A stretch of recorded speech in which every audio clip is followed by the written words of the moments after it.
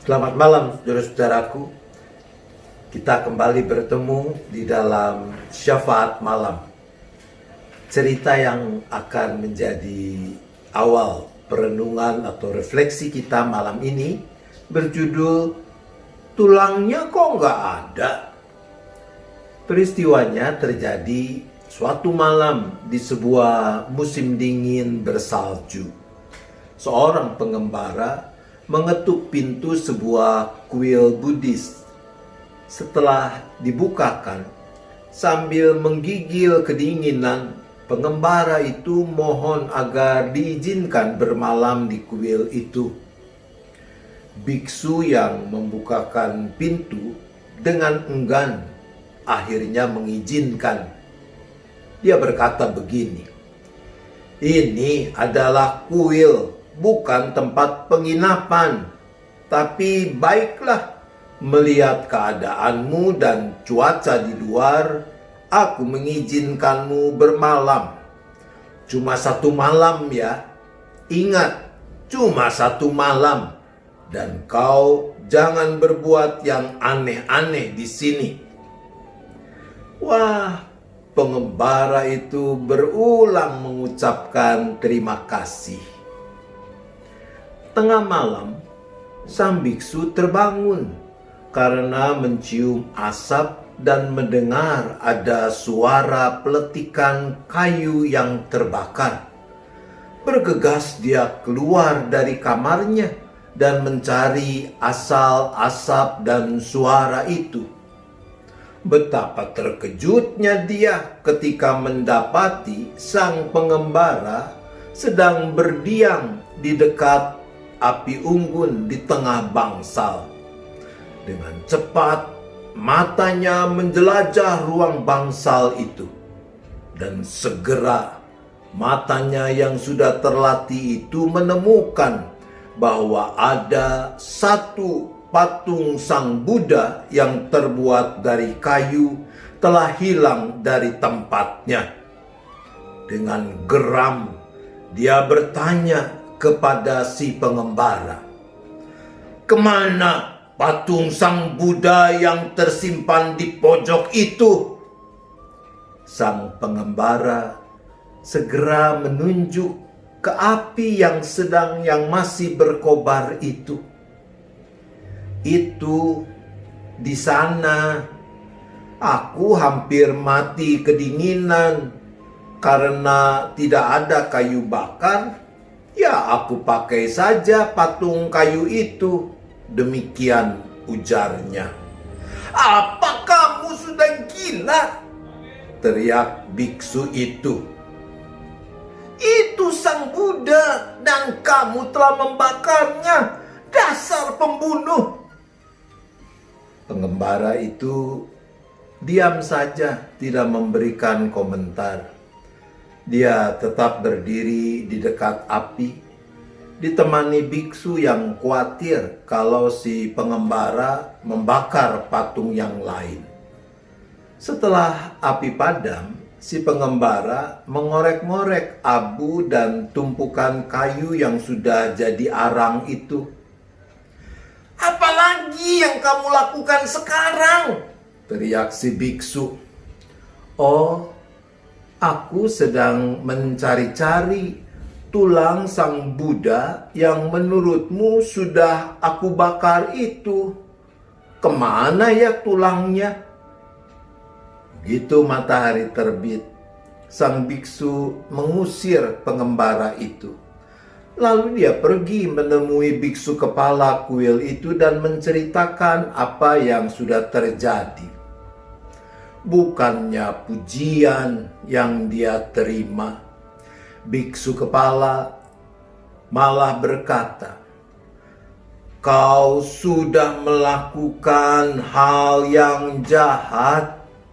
Masakan kau lebih menghargai sebuah patung Buddha ketimbang nyawa manusia? Sekarang juga kau kejar pengembara itu. Ajak dia kembali dan izinkan dia beristirahat di kuil ini selama dia memerlukannya." Itu cerita yang saya baca dalam kumpulan doa Sang Katak karya Anthony de Mello. Saudara-saudaraku, keterikatan manusia pada berbagai aturan dan tradisi keagamaan bisa menghalangi manusia mempraktikkan kebaikan yang sejati. Di dalam Injil Matius pasal 12 ayat 9 sampai dengan 14 dicatat peristiwa yang menarik. Suatu saat, persis hari Sabat, Yesus masuk ke sebuah rumah ibadat atau sinagoga. Di situ ada orang yang mati sebelah tangannya.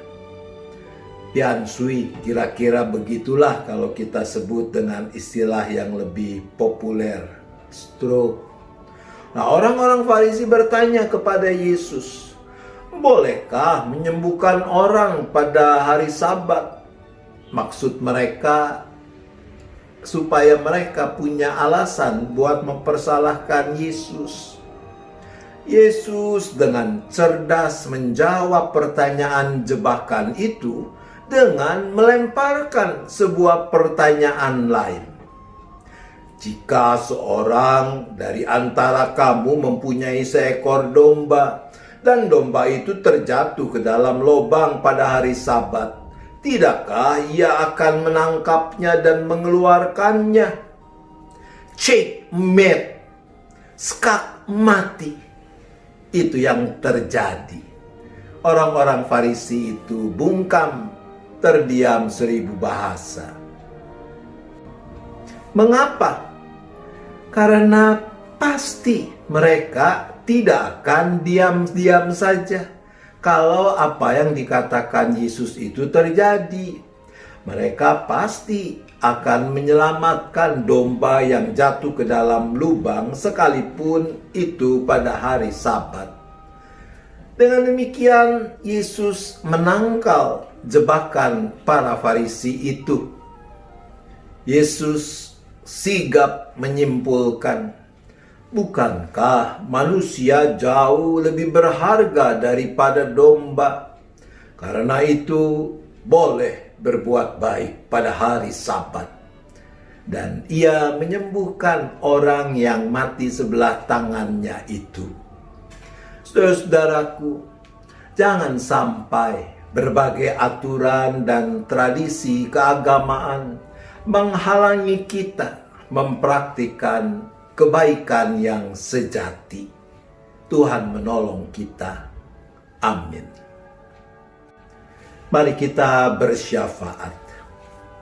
Bapa di sorga, kembali kami datang bersehati di dalam syafaat kami. Pertama, kami mohon pengampunan sekiranya kami pernah atau di sana sini masih gagal melakukan kebaikan yang Tuhan kehendaki karena kami memberi diri terikat pada berbagai peraturan dan tradisi keagamaan. Untuk itu kami berdoa.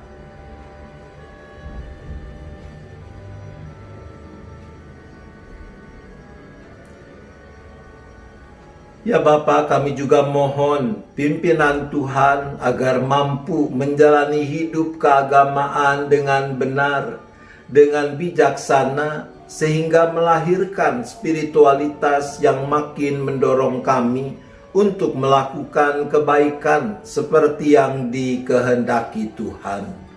Untuk itu kami berdoa.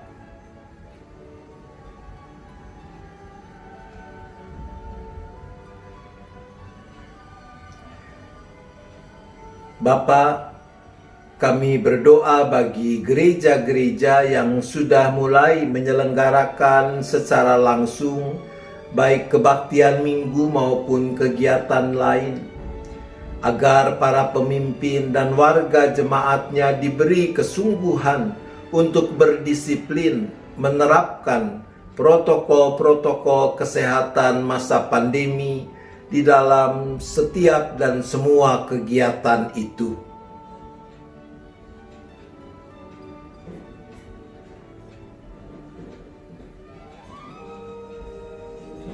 Bapa, kami juga berdoa bagi gereja-gereja yang masih menyelenggarakan berbagai kegiatan secara online, secara virtual, termasuk GKI Gading Indah. Kiranya Engkau yang memampukan para pelayan menyiapkan dan menyelenggarakan layanan yang terbaik dalam merawat pertumbuhan iman jemaat, dan juga agar jemaat mau memanfaatkan dengan sebaik-baiknya semua layanan yang telah dipersiapkan itu, agar persekutuan tetap terjaga, iman tetap bertumbuh.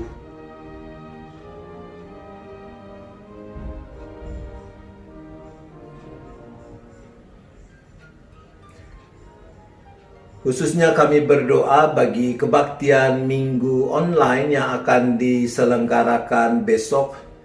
Biarlah umatmu boleh meyakini bahwa Tuhan yang Maha Hadir juga hadir di rumah setiap orang yang ambil bagian dalam kebaktian minggu online, bahkan hadir mau menyapa hati setiap orang yang mau menyambut undangan Tuhan itu.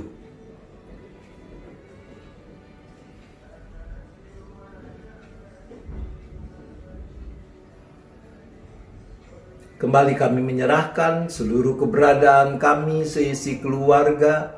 Tangan kasih Tuhan kiranya yang terus menopang, memeliharakan kami, sehingga kami semua boleh beristirahat dengan sebaik-baiknya malam ini, dan besok pagi bangun dalam kondisi yang segar untuk menyambut panggilan Tuhan, khususnya ambil bahagian dalam kebaktian-kebaktian minggu yang akan diselenggarakan. Terima kasih Bapa. Kami memohon hanya di dalam nama Tuhan Yesus Kristus. Amin. Selamat malam Ibu Bapak Saudara-saudara. Selamat beristirahat. Tuhan tetap beserta kita.